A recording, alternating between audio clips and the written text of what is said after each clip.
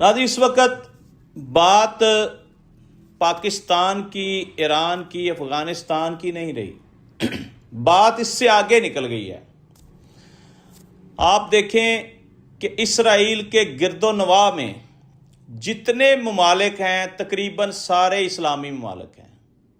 इस खित्ते में वाहद फितना और फसाद और शरारती और शैतान एक ही मुल्क है, इसराइल।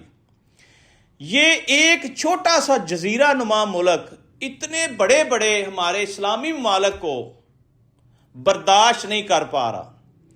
उसकी सबसे बड़ी वजह यह है कि हमारे अंदर मुनाफिकीन की तादाद बहुत ज़्यादा है। हम एक दूसरे के दोस्त नहीं हैं, हम यहूदो नसारा के दोस्त हैं। हम उनके साथ खड़े हैं, अपने मुसलमान भाइयों के साथ नहीं खड़े। आप देख लें इसकी कितनी भारी कीमत चुकानी पड़ रही है। इससे पहले इराक ने यह कीमत चुकाई, कुवैत ने यह कीमत चुकाई, शाम ने यह कीमत चुकाई, यमन ने यह कीमत चुकाई।